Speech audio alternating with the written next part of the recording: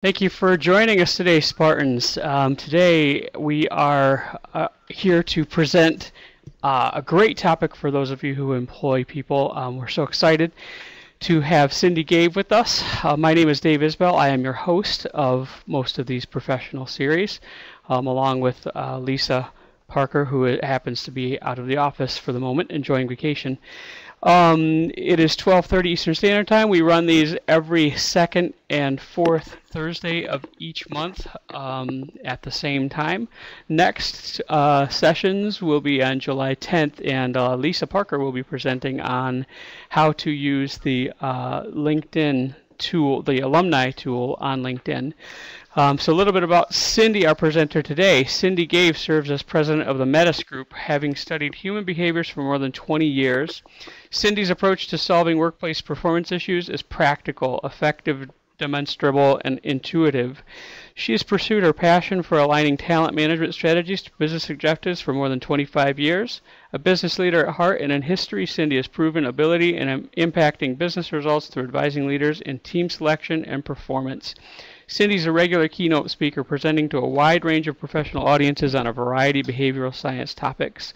Raised outside of New York City, Cindy holds a bachelor's degree from Michigan State University and has attended Wayne State University for graduate work. We're so happy to have you here with us today, Cindy, and with that, I will give you the floor.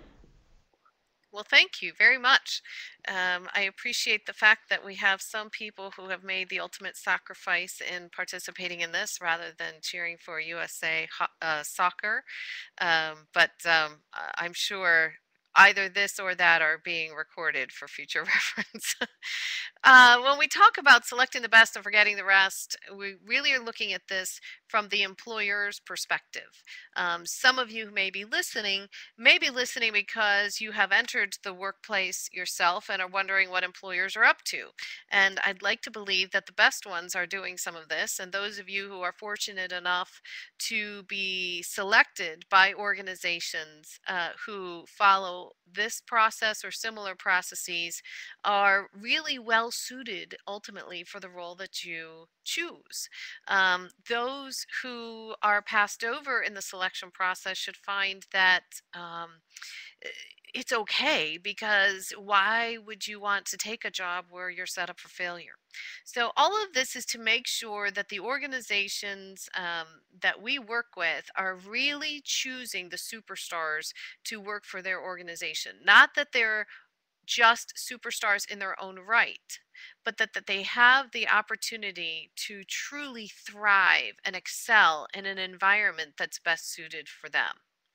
So, um, a little bit about us. We've been in business since 1996, working all over the place with just about every imaginable industry. And every time I think we've crossed into yet another industry I hadn't thought of, and we must have them all covered, some other one will come up.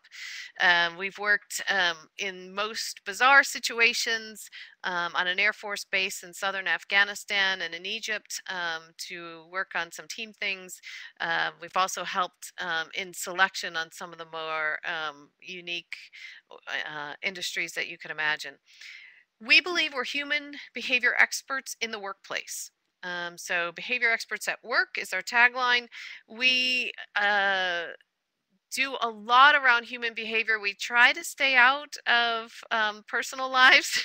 We're not marriage counselors. So we really focus on how behavior plays out in the workplace. Really, first, our activities are around selection. How are we getting the right people into the right seats in the bus? Once they are on board, how do we create an environment in which these folks can truly thrive? And some of that is about helping them thrive as individuals. Some of it's about helping them thrive as a team. When you think about it from Spartan sports perspectives, all of our great coaches from Tom Izzo, Susie Merchant, Mark D'Antonio, even in hockey. All of these guys have selected players on their team who are suited to their role, but who blend into the MSU system really well. These guys are truly team players. They're, some of the core values that they have match the values of the coaches and the other systems. And I'll reflect on some of that as we go through the different steps in the process that we recommend. The objective of today's session is to really understand what attracts and inspires superstars, to look at the value of an entire selection process. We'll look at how some assessments play into that process, but it's really the process itself that provides the power. And I hope to have a little fun. It's a little bit harder in a webinar, but I hope you're at least smiling on the other end, even if I won't hear some chuckles or laughter along the way. When I usually begin this presentation, when I'm live and face-to-face and have the opportunity to do interactive, I ask people to make a list of adjectives they'd use to describe really lousy hires that they've either had work for them or with them, and then attributes of a truly great hire. And when we think about great, I like to think about Jim Collins' book, Good to Great, where he talked about good as being the enemy of great. The idea is that if you settle for good, you're just getting complacent. That was good. That was good enough, right? To go for somebody who's a great hire, truly an excellent hire, how would you describe that person? And when I reflect back on some of the adjectives I've been given over time, some of the best lousy adjectives I've been given, or best adjectives for lousy hires, were that they were lazy, or they were credit thieves. They had no personal accountability. You could have nicknamed them the shortcut kid. There was no attention to detail. They were just exhausting to train, or they were abrasive. So you think of those things as being bad hires. When you think about the great hires, we've had them described as being results-oriented, truly driven, collaborative, sharp or intelligent, considerate of others, humble, team players, very approachable. And when you think about these adjectives of bad hires or great hires, one of the things that jumped out at me is these were all soft skills. In all the years I have asked this question and posed this exercise to groups, from senior executives to CEO roundtables to frontline producers, I never get the hard skills. I never get the fact that the resume wasn't what we were looking for, or the degree was in the wrong acumen, or that they didn't have enough years of experience. It all comes down to the personal qualities of the individual that earns them the title or the label of being a bad hire or a great hire. And I think a lot of that has to do with how we particularly view what we call a candidate selection matrix. If you look at healthy skills and smart skills, or some people sometimes call them hard skills and soft skills, the hard skills are the things that you can see in someone's resume, how many years of experience they have, their certifications, their degree, their alma mater. Any of those things are hard skills. The soft skills are whether or not they're a good culture fit to the organization, whether or not they hold our core values. Those things are really critical, and it's very common for everybody to want someone who's up in the top right hand corner. They've got both. They've got all the hard skills and all the soft skills. This is a no-brainer. It's an easy choice. Of course, we want to hire those folks. In the bottom left-hand corner, those are the ones that are easy not to hire. They don't have anything, so nobody wants to hire them. The next choice is the one that kills us. Most organizations we've found, before they begin working with us anyway, fall into the bottom right quadrant, where they hire the people who have the hard skills but maybe missing some of the soft. And we refer to those as our future headaches. because you cannot train somebody to fit in your culture. You can't train somebody to have personal accountability. You can't train somebody to really value the input of others on their team. Those are things that come by the way they're wired, the things they've held valuable to them as they've um, uh, grown and developed over time. So the future superstars then are the folks in the top left-hand corner, the people who really understand what it takes to be a valuable contributor to a team. And I can learn how to work a particular software. I can learn how to work within a particular ERP system. Now, there may be certain um, uh, characteristics or hard skills that have to be acquired. Certainly, you need to pass some tests before you can become a nurse or a doctor, and you certainly need to pass some tests before you can become a CPA.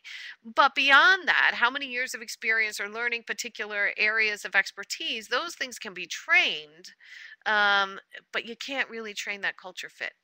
So what we're going to show you then is, well, how the heck do you screen for those things? I get how to screen for the hard skills, which is why I think so many of the organizations out there have fallen into that trap of being seduced by the people in the bottom right-hand corner.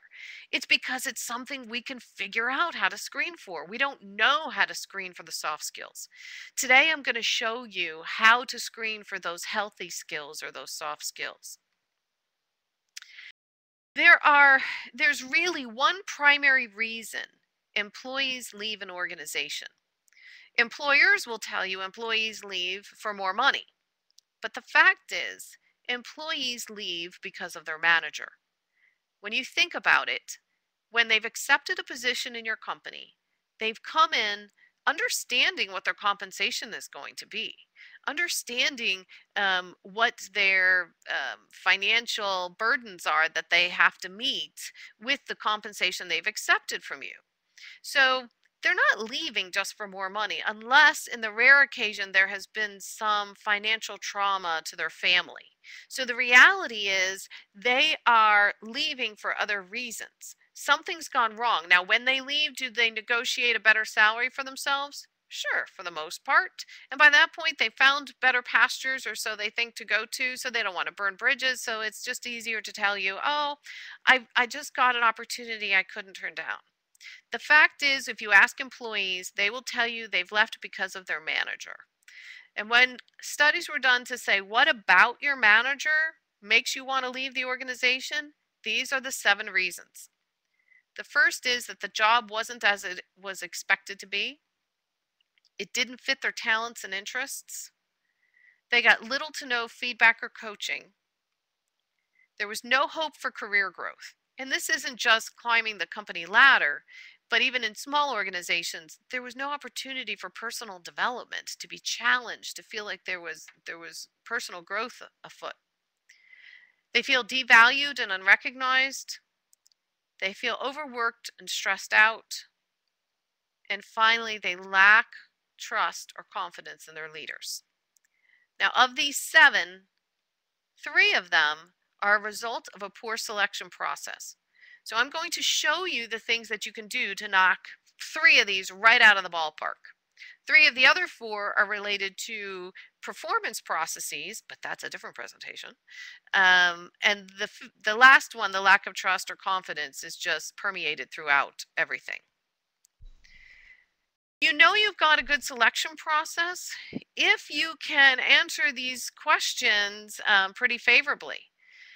So think about the process a new hire has to go through. The existing employees that are left to deal with the new hire, are they respecting the person because of what they know the individual had to go through? And to the point where they'd even cringe if they had to go through it themselves now? Do weak candidates drop out of the process as the process continues? So you shouldn't be getting every candidate who starts in the process all the way to the end. They should be falling out of the funnel as things go on. Superstars should be attracted to your company because your selection process ensures weak candidates are not hired. Think about the recruiting process our football and basketball team have gone through recently. Every time our coaches land another great recruit, they talk about how much landing that recruit is going to make the next great recruit that much easier. How winning the Rose Bowl or getting into the Elite Eight is going to help recruiting the next class. Superstars want to play with other superstars. They don't want to play with the duds. So the more you can bring in superstars and promote that and really get that out there in your market where you're recruiting, it will attract other superstars to you. And finally, does every new hire without exception, that means the owner's mother-in-law, the neighborhood kid down the street, somebody's grandnephew, does everybody without exception go through the selection process? That's when you know you've got something pretty strong and pretty reliable. I use an iceberg kind of as a way to get our heads around this, and everything that happens below the waterline is the things that happen in the selection process. It's not seen by a lot of others inside the organization. Um, and below the waterline, we talk about, as the foundation, defining what we're really looking for in for the position and in the ideal candidate. And we're going to go into each of these steps a little bit more deeply, but I'm just giving you an overview here. Then how do we screen against what we've defined? And then finally, how do we evaluate the candidates against what we defined and how we've been screening?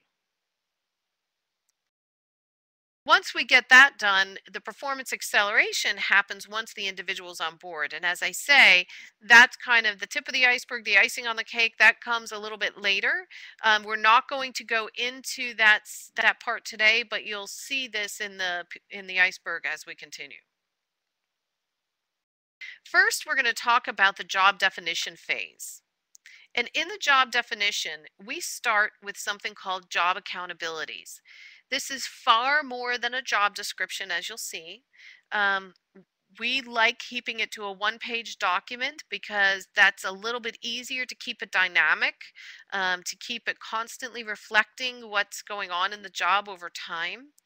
It should reflect what activities are going on. Those activities are broken into 3 to 5 primary accountabilities. If any of you have ever read Mastering the Rockefeller Habits, they talk about 3 to 5 rocks for an organization to keep track of 3 to 5 primary things so they don't get lost in all kinds of distractions. The same is true for humans. If we take all the tasks that humans are responsible for within their jobs and break them into 3 to 5 primary accountability buckets, it's far easier for them to keep track of and to make sure they're excelling in each of those areas. We look at priorities relative to those accountabilities, how their time is spread out, and success factors. How will we know if someone has done their job well enough to keep it? This is what an average job accountability matrix would look like. This is an actual accountability matrix that we did for one of our clients for Vice President of Sales. And I should let you know if anybody would like copies of any of these particular documents, you can certainly email me. My contact information will be at the very end, and I'll send them to you. Although this should also be available out there in the recorded webinar. But in the accountability matrix, you'll see there are 3 to 5 primary accountability buckets into which all of the activities or tasks for the individual are listed. We also put down what the strategic priority is in the second column. Oftentimes, the percentage of time does not necessarily reflect the order of priorities. And that's because you could have something that requires a small amount of time, but it is by far the most important thing. And one of the examples we typically use is that of a firefighter who may spend 10% of their time truly fighting fires, but it's by far the most important thing they could ever be asked to do. Sometimes the percentage of time is different than the priorities, and it's important for an individual to understand where both their priorities lie as well as how much time is spent in those areas. And finally, the success factors help us understand how well does the individual need to do the job in order to keep it. When we build out the accountability matrix for our clients, we typically come in and bring together the stakeholders of the job. Now, you guys can do this on yourselves too, by yourselves too. Bring together the people who you know understand the job well or who are impacted by how well the job is done or how poorly the job is done. We love to include in our stakeholder group the people who would have to do the cleanup if the job is not performed well. Those people really understand what it takes to do the job well. So in this case, this individual, as you could see, it's a vice president of sales, but the majority of the individual's time is spent doing things related to their team. Talent management represents the lion's share of their time. Sales management, which is managing the team that they built in the first bucket, and marketing management, which is giving them the tools they need to do the first two. There's only 15% of their time that's actually client facing. This allows you, when you are sending this to candidates, which we'll show you later in the steps, for candidates to evaluate whether or not this is something they're even interested in, because they can see how their time is expected to be spent. Once we have the accountabilities identified for the job, we can then take assessments on behalf of the job to figure out what's the ideal profile for the ideal candidate coming in to do that job. We look at personal skills, which are things like theoretical problem solving, personal accountability, results orientation, things like this. What are some of the tools they need in their toolbox in order to do their job well? Their behavior style. Many of you who have taken any assessments have probably taken some behavior assessments. We tend to use DISC, but Predictive Index, Profiles XT, Myers-Briggs, all of those are based on that same behavior style. You know, is this an extroverted job or an introverted? Does it require an analytic or a creative? So we evaluate what type of behavior style we need. And then the workplace motivators help us understand what would be an ideal culture fit for the organization. So as an example, if we have a client of ours working for one of the nonprofits we work with in downtown Detroit, somebody who's more compassionate, who really wants to give of themselves in order to help others, might be absolutely critical. Working with one of our other clients who researches and develops drugs that treat obscure forms of cancer, might need someone who's really passionate about learning and research.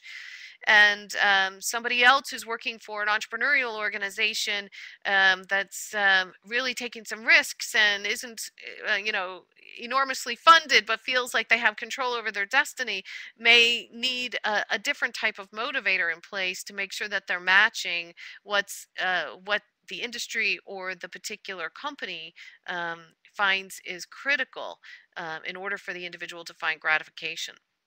So these are some of the soft skills that we're evaluating up front to help us understand what we need to do. Once we have those two defined, we're fortunate enough in the assessment tools that we use that we're able to provide behavior-based interviewing questions that tie to all these characteristics that you see listed on this page. So you know when you are interviewing that you're actually probing for those characteristics that the stakeholders agreed were critical to success in that job. The third piece is something that many of our clients figure out on their own, already know before they come in. How much education is really required before they come in the door? What type of experience do they really need to have? And what type of salary range they're willing to pay at the hiring time, which may be different than what somebody may earn over time or over a period of time in a particular role. But what's the hiring range? So most of our clients know that piece, but all of those need to be defined before our clients begin going on to the screening piece. When we go on to the screening, We start with what we call a phone screen. Um, Most of you who are involved with selection will post positions either within your center of influence, hoping someone's going to give you a referral. You may post on some online sources. Certainly Michigan State's Alumni Association is a great place to go. And I guess we're going to learn more about that in the next webinar. There could be any number of places, even online publications, where you choose to post the position. Once the resumes come in, there are some things that we recommend that you do relative to the phone screen. First of all, rather than just picking up the phone and hoping to catch the person available, focused, and uninterrupted is not a really great strategy. So we found the best thing to do is email the candidate back and ask them if they're available at times that are convenient to you. So perhaps I'd ask if they're available Friday at 9 o'clock or Tuesday at 3 to discuss the position of Vice President of Sales for ABC Company, for which I have attached the job accountabilities matrix. And if you see here on in the iceberg in the bottom right, you'll notice the first 3 boxes in the definition phase drive what's happening in that phone screen. When we send the beginning of that accountability matrix to the candidates, even before the phone screen, and tell them that's something that we'll be discussing, it really gives them the opportunity to save you and them a ton of time. As an example, remember that accountability matrix demonstrated for that particular position that as a vice president of sales, it was spending most of the time developing and managing the team that reported to the individual. Our client happened to engage a search firm to help them find the right candidates, and in doing so provided them with the accountability matrix. Ironically, that search firm kept sending rainmakers, people who would go out on their own, throw on that Superman's cape, and bring in huge clients all by themselves. But that wasn't the job at hand.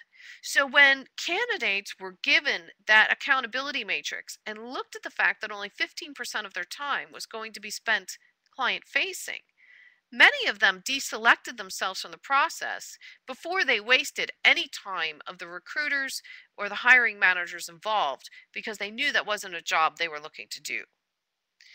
In the phone screen, asking if what the salary requirements are, reviewing the resume for accuracy, generally asking most of the same questions of every candidate is critical, because you're really just trying to figure out if what's on the resume looks real enough to spend any more time with them.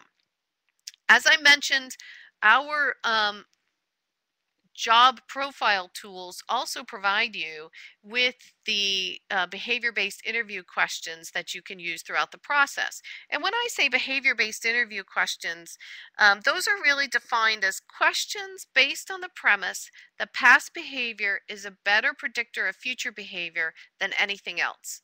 So when you think about it, most of us know what we should do all the time. But if we were honest with ourselves, we'd admit that we rarely do everything we're supposed to do every time we should do it. So it's more important for me to understand what someone has done than what they think they should do moving forward. So rather than saying, what would you do if, I'd phrase the question with, what would you do, or what have you done in the past in a certain situation? So as an example, one of the most critical attributes of someone working for the Metis Group is personal accountability. So one of my favorite questions that gets asked in the phone screen is, can you give me an example of a time you had to admit you made a mistake, and how did you handle it? That information can just give you all kinds of insights. Most people, unless they're psychotic, most people cannot make up a lot of details on the fly. So if you're asking them about things that they've done in the past and asking for specific examples, and you are actually paying attention enough to ask additional probing questions, and they're responding with more details, You'll know if they're lying pretty quickly because they start stumbling all over themselves. But most people really aren't going to do that for you. So you really want to drive for specifics. The other thing that I would like to stress is in the beginning of the phone screen, I strongly recommend that people begin the phone screen with the following statement. Hi, thank you for agreeing to spend some time with me, having a preliminary discussion about our position. I want to let you know I'm not scheduling any interviews right now. I'll be scheduling interviews towards the end of next week. I'm just conducting preliminary phone conversations this week. The reason I do that is because I find most recruiters are really nice people. And unfortunately, being really nice, we feel badly if we get to the end of the phone screen and we're not inviting the person in for an interview, even if they didn't really wow us. So we wind up scheduling interviews with people that turn out to be a waste of our time. By giving yourself this out right up front, then at the end of the interview, when you say to the individual, as I mentioned, I'll be contacting you one way or the other by the end of next week to let you know who will be coming in for the face-to-face interviews. There are no surprises. Nobody has to feel guilty. Everything's great. That doesn't prevent you from hearing somebody who could be a superstar on the other end of the line and getting them in rather quickly for an interview, but at least you've given yourselves an out in the front end. If the phone screen goes really well and you're very excited at the end of the phone screen, what I generally suggest you do if you have your core values identified for the organization is to tell the individual that while you're conducting the other preliminary phone conversations, you'd like to give them an email exercise that'll take them about 30 to 60 minutes to complete and ask them when they think they can get it back to you. Now, obviously, you all know the reason I'm asking them to give me a time they can get back to me is to see if they can actually meet deadlines they've set for themselves. But in addition to that, I want to have reasonable expectations myself as to when I'm going to get this back. And the email exercise is something that you've drafted in advance that basically says to the individual, below are our core values. They're really important to us. And I'd like you to give us specific examples of how you have personally demonstrated these core values in your professional life. It's amazing to me when you're giving them the answers and sharing your core values with candidates, how many of them cannot internalize that. One of our core values, which a lot of people have a tough time with, is the first one, which says put the oxygen mask on yourself first, which really in our mind means you have to keep yourself healthy, you have to keep yourself sharp, you have to do the things that return energy back to you before you're any use to your coworkers or to your clients. So we take that really seriously around here. And it's very hard for people who have been taught all their lives, no, the customer always comes first. You have to go the extra mile for the customer. You have to make personal sacrifices. You have to skip Christmas dinner. You have to do whatever it takes for the customer. No, you know what?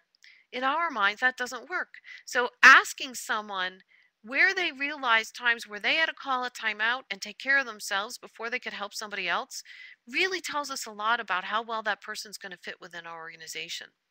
It also gives us an opportunity to look at basic writing skills.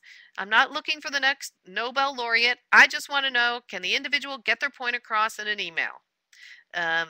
There's so much communication that happens in email these days, and people just bounce themselves out with lousy attention to detail, really pathetic grammar, other bad habits that they get into. We recently hired a new executive vice president of business development for our team, and some of the candidates coming through, I remember two in particular. My husband wanted to know if one guy's comma button was broken on his keyboard because he had to use it like every other word, and the other one was a hyphen that this I mean, we'd get a 4-sentence email and there had to be 10 hyphens in the thing. So it's just really interesting to see how people communicate and whether or not you have time and effort to coach somebody in that. So what's important to understand is this core values email screen helps you again look at the culture fit to the organization, but also helps you evaluate some basic things that you may or may not be inclined to help mentor or coach somebody on. If after the core values email screen and the phone screen, you think you have a live one and it's worth pursuing, then that's when we bring the individual in for the first interview. In the first interview, you need to spend some time selling the company to the candidate. But the big rule is, now, if you're not paying strict attention, you should hear bells and whistles going off here and sirens, warning, warning, warning. The best recruiters will spend only 30% of the time talking, and they will get the candidate to do 70% of the talking.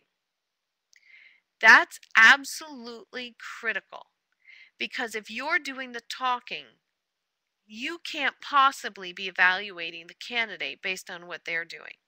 So yes, spend some time selling the company, review the accountability matrix with them again, maybe go back and touch on some things from the resume that bothered you or you wanted some additional clarification on. But you really want to spend the majority of time, which could be an hour, hour and a half, face to face, where you're asking behavior-based interview questions relative to those personal skills, those behaviors, and those motivators that we agreed, that the stakeholders agreed were most critical to the job. And if you see, again, at the bottom of the iceberg, everything you've done thus far should be feeding what happens in that interview. So as good selection processes go, each step should really build on the next. The other thing that you really want to keep in mind is that you want to look for the reason the individual will not work out well in that job. Let me repeat that again and go back one slide. Look at this. The second to last bullet point. Look for a reason not to hire the candidate. Most recruiters will look for why this person is going to fit well in the organization. And the fact is, nobody's perfect. We all have our faults. So the best recruiters are those who will look for reasons that this person is not going to fit ideally in this job, and then to keep probing in that area to determine if it's something your organization can support, if it's something you can mentor, or if it's an absolute deal breaker. In our most recent search, we found a couple of the early candidates did a better job lying than they told the truth. That's not something I can live with. None of us could.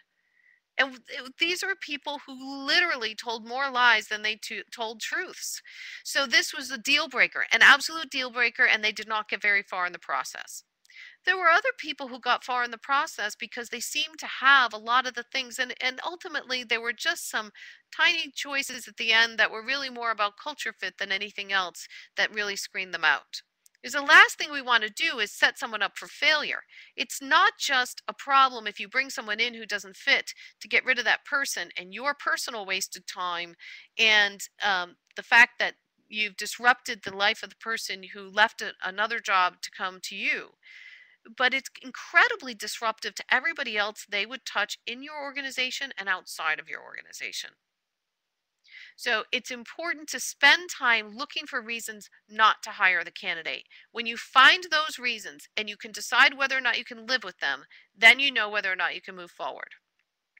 Once you have the right candidate or somebody has gone through that stage and you're feeling really excited, you think you have a great candidate. Remember, great, not just good. You're not coming out thinking, well, that was okay. That was a pretty good candidate. You're coming out going, oh my gosh, that was awesome. All of those questions that we asked that tie to those characteristics, I think we've got a real winner. Because the fact is, once you start doing assessments on a candidate, they're going to show up some areas where they don't fit.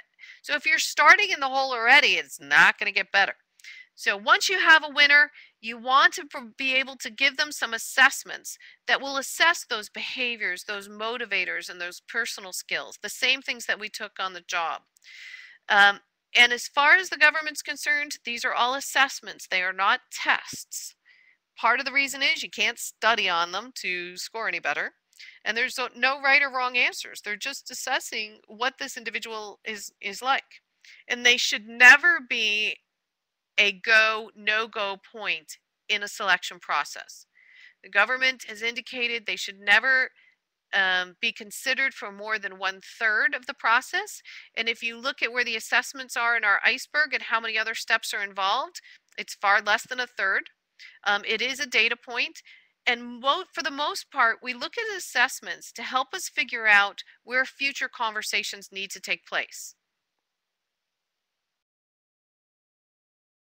There isn't going to be a perfect fit, which we talked about earlier. So when you're looking at the results of the assessments and you're lining up what we were looking for in the job from that job profile, that second step in the definition phase, and you're lining up what we wanted in the job and we're lining that up against what we found in the individuals, it's very easy to do a gap analysis and look for potential deal breakers.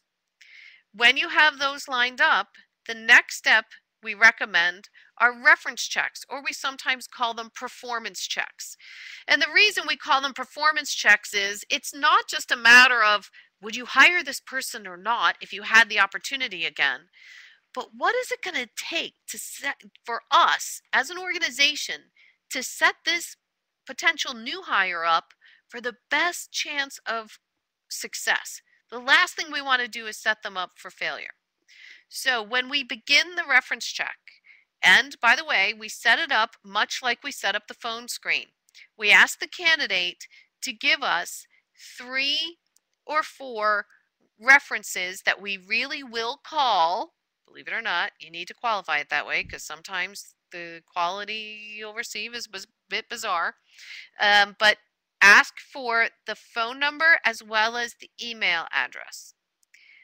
Very similar to the phone screen, you want to make sure that individual doesn't have someone leaning over their shoulder, that they have dedicated time to spend with you, and that they are fully focused on this performance check. So you'll send the potential reference an email with the accountability matrix on it or attached to it saying, we wanted to let you know John Doe has made it through our process extremely well so far. He has suggested that we give you a phone call to discuss his work practices.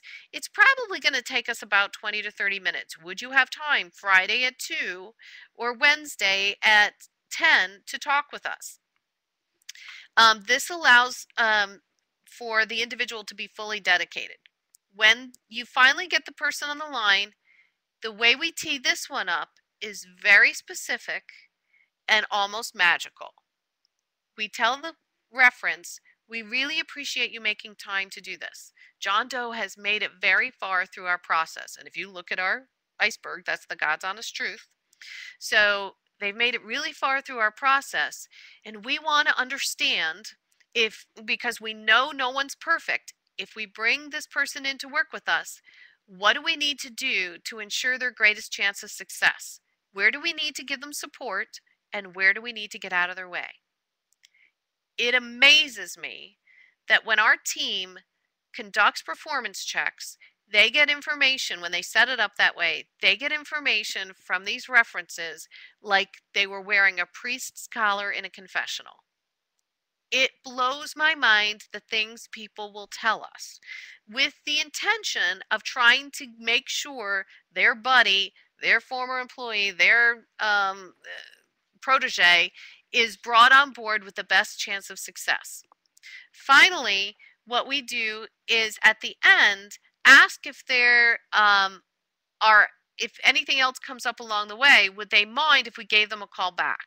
Because if we are asking 2 or 3 performance checks along the way, sometimes we get to the third one and we hear a story that we say, gosh, I'd love to be able to go back to the first guy and ask him that one too. Now, oftentimes after the performance check, we'll have another round or 2 of interviews. And if you notice, we've scheduled this reference check after only one face-to-face interview. And that's by no accident. We don't leave the performance checks for the very end. It's And part of the reason is if you've only had one face-to-face interview, the chances are good you haven't fallen in love yet. So you're going to tend to be more objective. That's the other thing a really good selection process will allow you to do, is to stay focused on what you defined up front as being critical to the job and measuring the candidates against that, and not allowing the fact that they remind you of your grandmother, or they remind you of your best friend from college, to take over. And you can stay focused on what's critical to the job. So the next round of interviews then allow you to also probe what those gaps were from the assessment to the job profile. It allows you to probe stories you heard in the reference checks. There's absolutely nothing wrong with calling the elephant out on the table and saying, gosh, John Doe, Susie Q told me this amazing story in the performance check that I did, about something that happened to you in your first year with her. What's your side of that story? So it allows you, again, to continue to build on all of those steps throughout the process. Finally, when it comes to selection and onboarding, you want to make the offer and not tell the runners up that someone else has been selected until the offer has been accepted. You also want to keep in mind that the next 2 weeks are going to be critical for you to manage. Assuming that you've found a superstar, you've made the offer, they're all fired up about coming on, and they're going to give their 2-week notice, think about it. If you have a real superstar in hand, how excited is their current employer going to be to really lose them? Not very. So, how do we make sure that 2 weeks doesn't undo all the good we did throughout the selection process? Because the fact is, if I'm that employer that's about to lose my superstar, I got 2 weeks to put on the full court press to try to keep them. There are several things that we found useful through the years. One is when you provide the offer to the candidate and they accept, congratulate them, of course, tell them how excited you are about having them on board, and then ask them when they think they're going to be turning in their notice. Oh, I'm going to turn it in Monday morning. You know what? I think Monday's going to be a really rough day for you. How about if I take you to lunch on Monday, because I know the morning's really going to be tough? That makes sure that the resignation really gets turned in on Monday, and that they're not going to do anything rash because of any buyer's remorse that they're feeling. The other thing that you should do is say, you know, we really believe you're a superstar, and we don't think your existing employer is going to be thrilled about losing you. So let me ask you, what's the one thing they could come back to you with to get you to change your mind? And typically the candidate will say, oh, nothing, they're not going to do that, they don't do that with anything else. Yeah, you know what? Just play along with me. Just wild imagination. What's the one thing they could do? Could they give you another $20,000? Could they give you a promotion? Could they get rid of this person who's been a jerk that was your boss? What's the one thing they could do? And then let them spit it out. And when they do, say, now pretend they've done that. What's your response going to be? The reason you want them to think about their response is because when their employer does pull that rabbit out of the hat, they're already conditioned and practiced to giving the response that says, you know what, if I'm worth it now, I was worth it then. I don't want to have to quit every time I'm dissatisfied after I've come to you time and time again about this issue. So you want to prep them for that. The other things you can do about managing that 2-week time period is making sure all the HR paperwork that typically happens on the first day is done before, you know, you've emailed it or dropped it off to them and it's done in advance. Maybe that Friday of the first week or the Monday of the following week, you set up a lunch or adult beverages after work with the candidate and their new team to get them to meet each other. Make sure their business cards arrive. If their business cards arrive earlier than their time frame, send it to their home. Anything you can do to help them feel more part of the organization before they get on board, before they even get there. Your job is to manage that 2-week time period like your life depended on it, because your life will be turned upside down if the Sunday before they're supposed to start, you get an email or a text saying, "I'm really sorry, but I've decided to stay." So we want to make sure that we manage this entire selection process from the time we have the concept of the position we need to hire to the time the new hire begins with us. So I just want to go over our objectives today. We're to look at what attracts and inspires superstars, what the value of an actual selection process is, what were some of the basics, how talent assessments can be used to create an objective evaluation of candidates, and hopefully we had a little fun along the way. I promised you I'd give you my contact information. So if you would like a sample of our core values email screen or a sample of that accountability matrix, if it was tough to read online, you can certainly send me an email. We'll be happy to send that out to you. And on Mondays, we have a Monday Minute Minder. It's a newsletter that goes out. It's designed to be read in less than a minute. We actually timed it in the early days. We now know how many characters it needs to be. And it's always on leadership or selection. Dave was kind enough to remind me that we're allowed to describe how or under what conditions it might be appropriate for you to contact us for a business relationship. And I would basically tell you, if you have any questions around talent issues, that it doesn't hurt to send me an email and we can set up a phone call just to explore whether or not it makes sense for us to talk further. Certainly, if you have a key hire you're about to make and you're scared to death to make a mistake, it's at least worth us having a conversation. If you have a lot of turnover in a role and you're not sure if it's because of leadership or we're not hiring the right people, we can at least have a conversation. The best way to start it is through an email or a phone call to my office, and we'll be happy for someone in our group to set up some time to chat. Dave, what kind of questions do we have out there? Well, first of all, thank you, Cindy. That was a really, really thorough presentation. And honestly, I want you to keep talking because I want to hear what's above the water on the iceberg. I'm really curious to hear about that. I consistently forget to tell people that they can ask questions in the chat room, and I kind of put that in there amongst all my comments. So if you have questions out there as you're following along, feel free. Go ahead and chat. Type your question in the chat room, and we will address those right now. But I have a few questions. If there's anybody out there, go ahead and type it in, and we'll make sure that Cindy gets it. But I have a few questions, if you don't mind me throwing a few at you. Go for it. So this is a little bit probably above the water iceberg, and maybe it's a different topic entirely. But I was really struck. I love your the oxygen mask first value. I love that concept, Yes. and that you talked about that. So I'm just wondering what little 10-second advice do you have to create a culture where that's actually an authentic value and not just kind of a line on a website or in a mission statement? Um, Gosh, I think some of it is setting the right example.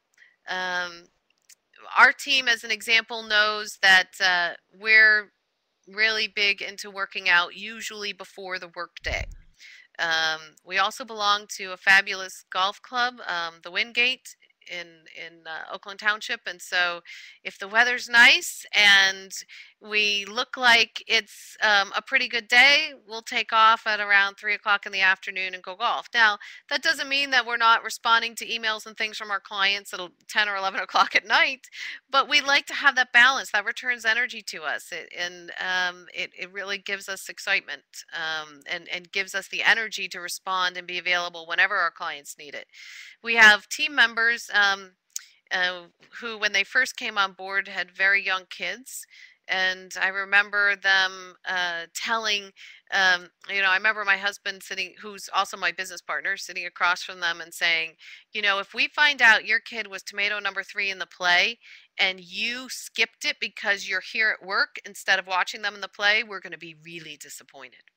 Um, we've had other employees that we know are under a great deal of stress, and they're trying to make time to juggle all these client activities, but something hits the proverbial fan at home, and we'll say, come on, let's lay out what you have on the table. Let's figure out who else in the group can take it on, because you need to focus on this family issue. You've got to get it resolved. You can't be trying to deal with all of this stuff all at once. You got to resolve the family thing, and we'll hold down the fort on the other side. But I think it comes to really acting it out. It can't just be something up on a bulletin board. I love that. We could have a conversation about this for a whole hour, and maybe we'll have to get back offline and discuss that. But Sure. a question that kind of piggybacks on that. Can you maybe give an idea about how you might be able to attract maybe some potential superstars, kind of using your culture as a hook? Um, you know, the, the la- Rick is our new executive vice president of business development, and Rick is the first person who really came on board out of the blue. Others came to us because they were referred to us, or we found them through LinkedIn or something, but we knew of the cultures they came out of. Um, we also find that so some of it is referrals. It goes back to that superstar thing. Superstars refer other superstars to you.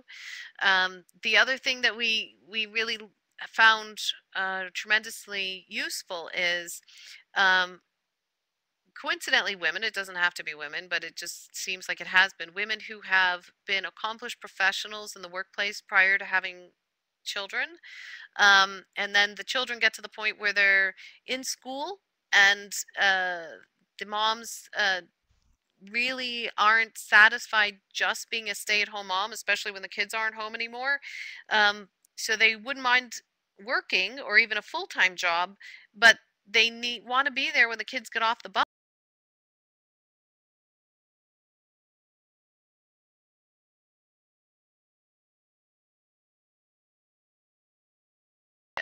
Work-life balance.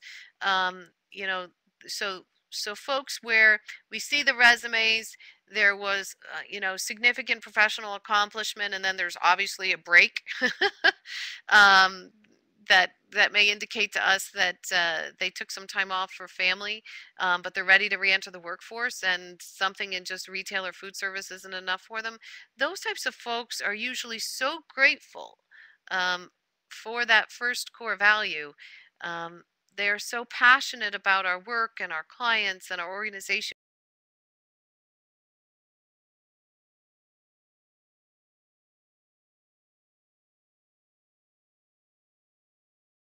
Yes, and I Question? have a question that piggybacks on that. But before I ask another question, I want to get to Anne's question. How long does your selection process take? Oh, really good question. Um, to go through the whole thing, the definition phase is a 5-hour session. So if we have all the stakeholders in the room and 2 of our facilitators are running the session, we can get it done in 5 hours. If one of our clients wants to try doing it on their own first, it tends to be far more protracted. They get part of it done one day and then part of it done another day, and it kind of goes on. But we can get it done in 5 hours. The rest of the process, the selection and the analytical and the evaluation sections are generally done, and this includes from the time you start posting the position to the time you make the job offer, about 60 man hours. It's usually 60 to 100 hours, but the extra 40 hours is if you've got really indecisive hiring managers or you're fishing in some contaminated pool, but generally 60 hours. And we tell our clients most of that should be done within 3 to 4 weeks so that you keep the passion and excitement of the candidates who are in the process. So if you don't have 60 man hours to dedicate to that because of the way your organization is structured, figure out how many hours you can dedicate. Um, our team members can supplement that. Um,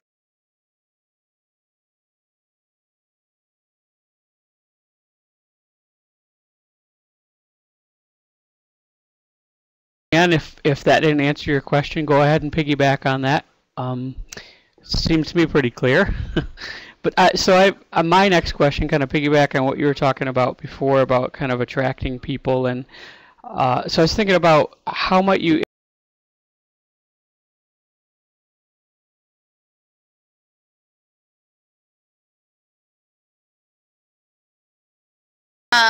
It's really interesting because we have one client, and just in case anybody's looking for work related to him, I'll promote him out here.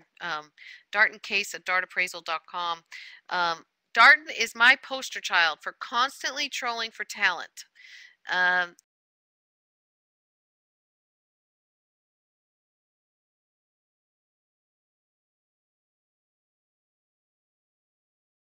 His culture real well. So it's not unusual for Darton to get an email from one of the many, many people who know him saying, hey, I don't know if you have an opening, but I just met this person and I really think you're going to, they'd really fit into your organization well. So Darton sends out an email and says, hey, Dave said some great things about you. I really don't have an opening, but he says he thinks you'd work well in our organization. Why don't we set up time for a cup of coffee?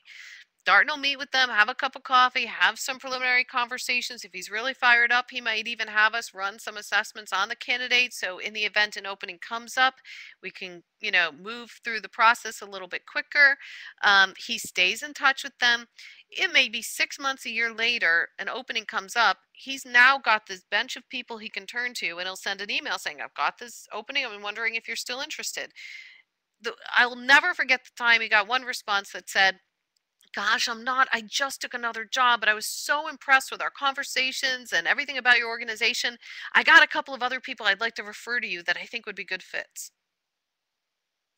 So this constantly trolling for talent, it's a commitment to know that your talent in your organization is your differentiator in the marketplace. And there is nothing more important than getting the right people in the right seats. And that means you never let up. You don't wait until there's an opening to start contacting and talking to people and looking for the person who might just someday down the line fit your organization. I love that. And everything that you've talked about in this whole presentation could easily be flipped around to the job seeker. If job seekers are paying attention to this and just pay attention to what Cindy just said, right there's the key. Monica asked, how do you spell Darton's name? Darton is D-A-R-T-O-N. Case is C-A-S-E. And he's at dartappraisal.com. Thank you, Monica. If that didn't answer your question, go ahead and ask more.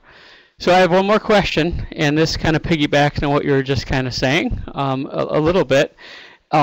Is there a time when you might be willing to kind of maybe coach or mentor a potential superstar who might kind of be there but might not yet be there?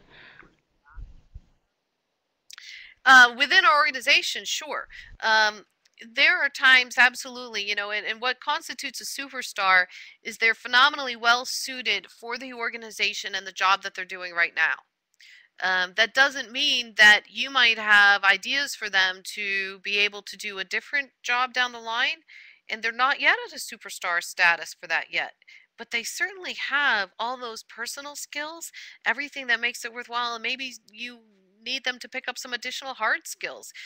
Remember that first candidate selection matrix where I said the people in the top left-hand corner were the future superstars. They had all of that soft skill characteristics. They were a great fit on that side, but we have to get them some hard skills to move them into the top right. Last September, we hired a fabulous office manager, and she came in and she didn't really know some of the software we used or QuickBooks, but we really believe that she has the ability to fit into the organization and the culture, which she did. She also demonstrated in one of the critical thinking tests that we use that she's phenomenally bright. So we realized, oh, we can teach her the hard skills. We can teach her QuickBooks, and we can teach her our assessments. She can get that stuff. I can't teach her that the core values match. And we have 5 that are really important to us, and she just truly lives them every day. So we can teach the other stuff, and it's absolutely worthwhile to do that. I will, if your office manager that you're speaking of is the one who I've interacted with, I will tell you that in my interactions that Yes. person is phenomenal and she has done a great job representing your company. So I just wanted to give you Well, that from thank you very outside much. perspective. But I'm also thinking Thanks. of like, so I heard what you said, like in terms of like kind of coaching up from the inside, but there are those times where so like you hit you kind of interact with these people that express a lot of interest, and maybe they're passionate and they fit, like you think they'd fit in the culture and they just don't have the skills.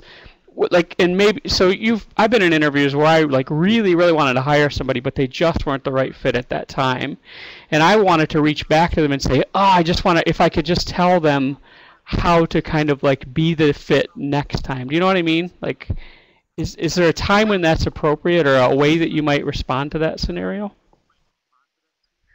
I think so. A lot depends on how receptive the person might be. Um, and if you've gotten far enough in where you've got